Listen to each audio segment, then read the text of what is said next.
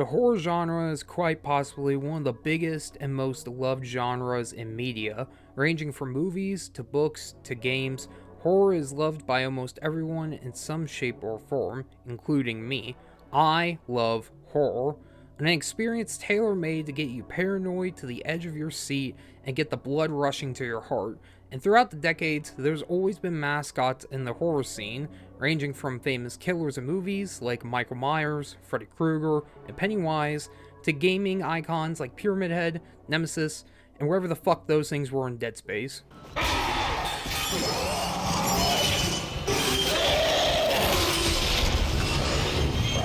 So what would happen if we were to combine two of those experiences into one, adapting a horror series into a game? This is not a new concept, obviously. Movie game tie-ins have always been a thing, with titles such as GoldenEye, Spider-Man 2, and Home Alone for the NES, which was made by and developed by Bethesda. Yes, the Bethesda, the same ones that have made games such as Skyrim, Fallout 76, and the upcoming Starfield. Bet you didn't know that one. Though a horror movie tie-in game is still nothing new, while there aren't as many as some other film franchises like Marvel or Lego Batman or some shit, there are still a good few.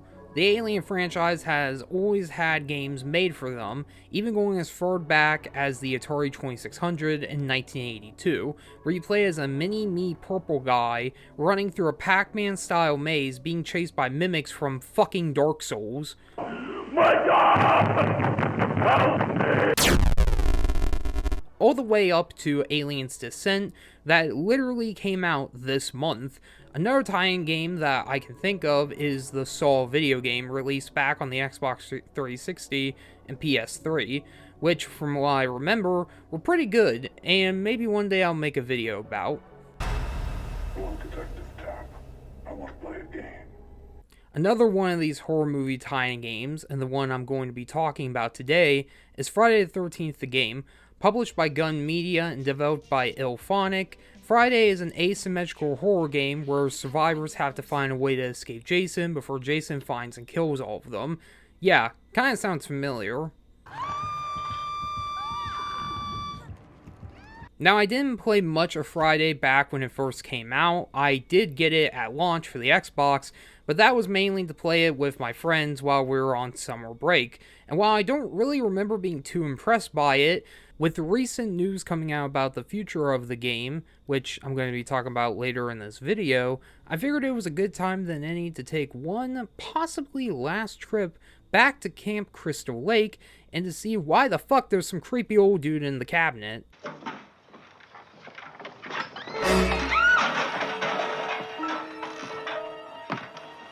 Messenger of God.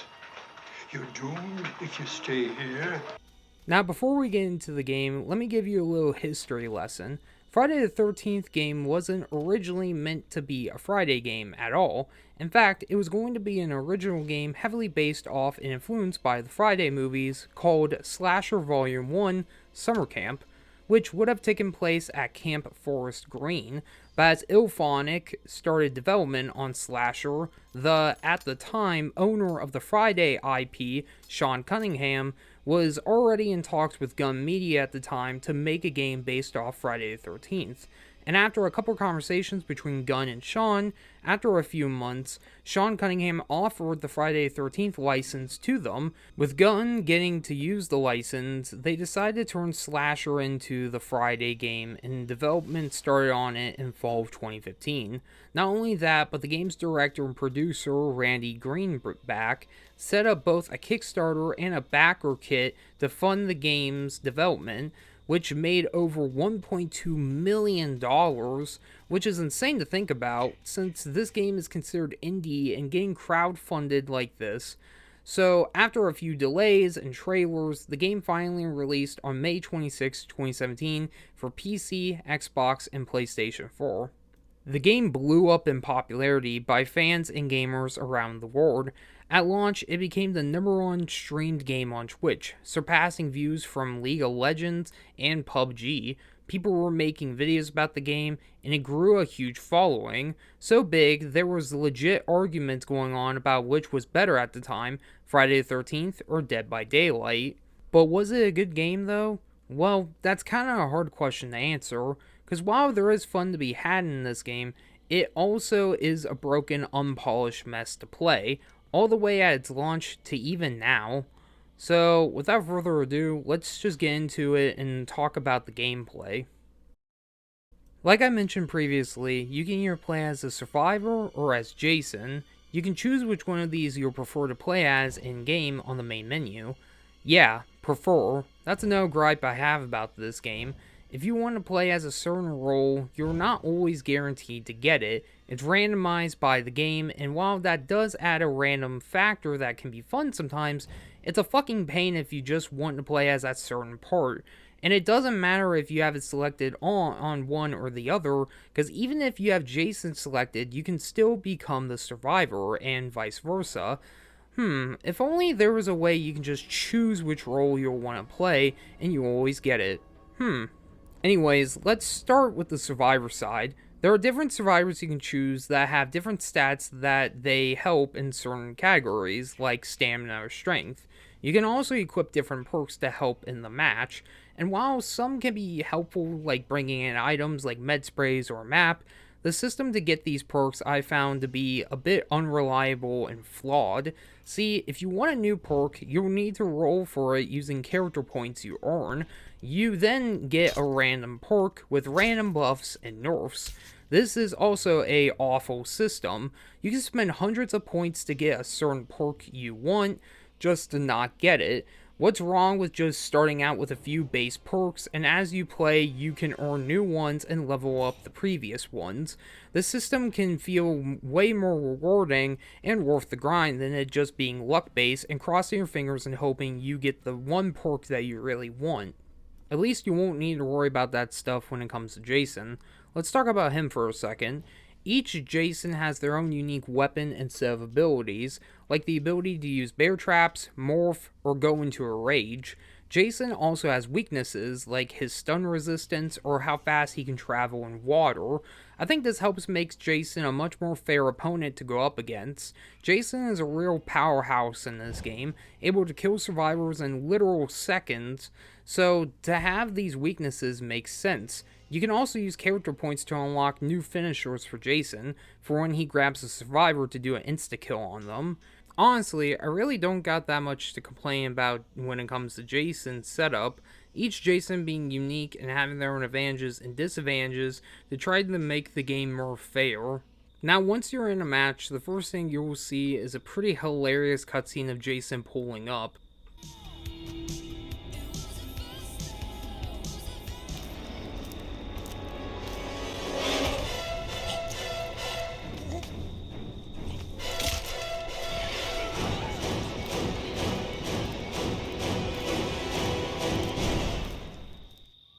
Alright, so as the survivor, there are a few ways to win the game. Depending on what map you're on, it might be a slightly different, but for the most part, you can usually fix a car, a boat, call the police, or wait until the timer on the match runs out. You could also attempt to fight off Jason and kill him, but that rarely happens, since the steps to do it are as complex as a Call of Duty Zombies Easter egg. Most of the match you'll be looking through cabins, searching drawers to get items like a pocket knife, keys, or a fuse to help you make your escape. You'll also be able to find weapons to defend yourself and traps to set for Jason. You can also find other counselors running around that you can stick with or help out if Jason is onto them. Though playing as a survivor can be fun, especially if you went in with some friends, the match can turn pretty sour for you very quickly. If Jason finds you, it's almost an immediate game over if he grabs you, unless if you have a pocket knife or someone with a weapon is close by. However, if someone uses a radio, they can call in Tommy Jarvis, and whoever has died in the match at that point can come back as him. And while that's a nice way of giving the player a second chance, if, let's say, 3 people have died so far, it chooses at random who gets to come back as Tommy. So just like with perks and the roles of the game, it's all entirely luck-based. Another annoying thing that can happen is you can find and install the parts for a car or a boat. You'll get the gas, the battery, but not have the keys. and some son of a bitch can come running by with a pair that they found and just take your car and leave. So all that hard work of getting the gas and the battery can lead to no real payoff in the end. Playing as Jason is pretty straightforward. Just find all the survivors and kill them all by any means. Doing a finisher, drowning them, whacking at them with your weapon, it doesn't matter. I feel like out of the entire game, Jason is the most polished and fun to play as. Like I mentioned previously, he is a real powerhouse to play as, not restrained to kill for objectives unlike another game. Jason can straight up just kill you if he finds you, and it's fun finding a survivor and see them run away in fear of you catching up to them.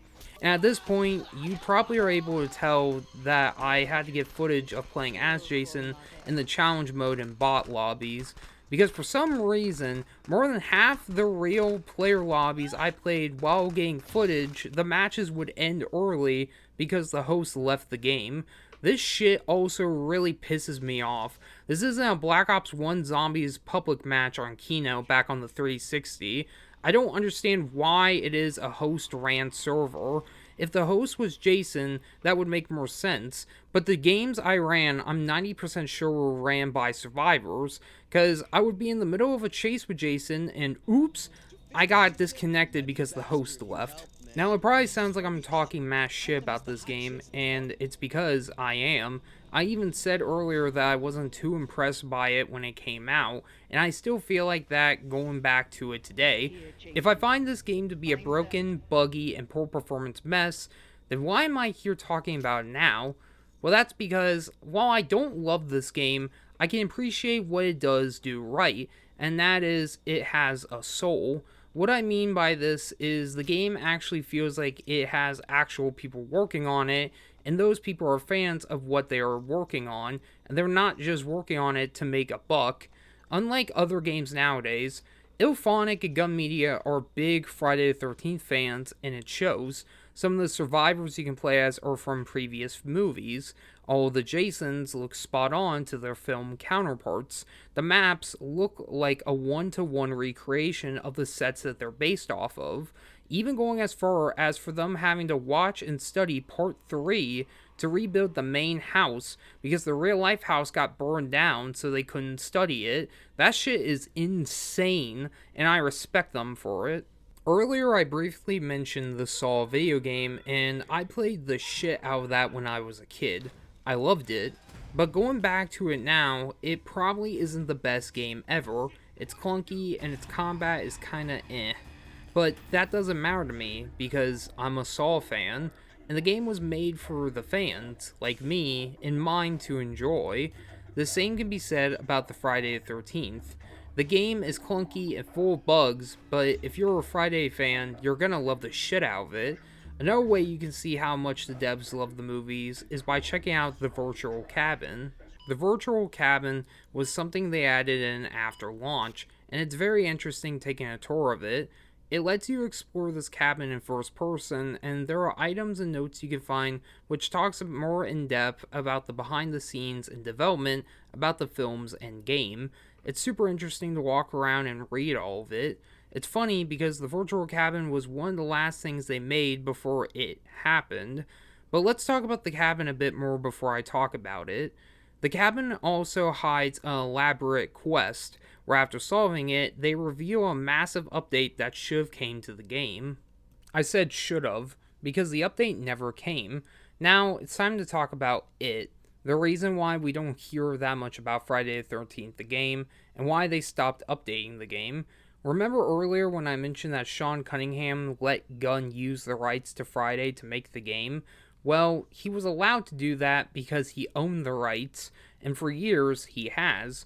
Sean has been credited as the sole creator of Jason and the owner of the IP, and while it is true that he was the producer and director of the first Friday the 13th, a man by the name of Victor Miller, who was the writer of the first film, came out and claims that he was also the creator of Jason, and he hasn't been compensated for the films like Sean has. So there's been this big legal lawsuit that is still going on to this day about who actually owns the rights to Jason in the Friday movies. That's why we haven't seen any new movies or updates on the game. In 2018, Gun Media's co-founder and president, Wes Keltner, went on record and stated because of the lawsuit, they're forced to stop all work on Friday, including new content. I'm going to read a response Wes Keltner said on the matter on the Friday the 13th forums. Development on games can't just pause indefinitely and pick back up again. It doesn't work that way, especially when you have no idea when that future date will occur. We can't keep building content that may never see the light of day. That's bad business. I've also had questions about adding non-Friday the 13th related content to the game. Can't you make a new level or a new counselor that has nothing to do with the films? We can't do that either. We can't add any content whatsoever, nada, not even a new tree or rock. We can only focus on console dedicated servers, bug fixes, and maintenance. I find this statement to be a bit odd. He mentions about dedicated servers and bug fixes, yet when I played the game recently for footage, there still seems to be no dedicated servers for the game, and the game is still full of bugs, like the database login error. It also is weird because even though he said that they can't do anything about it, they still were able to make a port for the game a year later for the Switch. Though the real killing blow for the game happened just a couple weeks ago, where Gun Media took to Twitter to come out with a statement that as of December 31st, 2023, so after this year, they aren't allowed to sell the game anymore, physically or digitally, because they're going to lose the license, and after December 31st of 2024, the game servers will officially shut down, killing the game entirely. It's interesting to think about what would have happened if IllFonic went through and made the slasher game. Since it would have been original, it would not have been held back by IPs, so in theory, it could still have been supported today and have a much more alive community. This was probably Friday's biggest issue. It was attached and only attached to Friday the 13th. I think I have made it clear throughout this video that I prefer Dead by Daylight over Friday the 13th. And while I can sit here and make an argument about why one's better than the other, I'm not going to.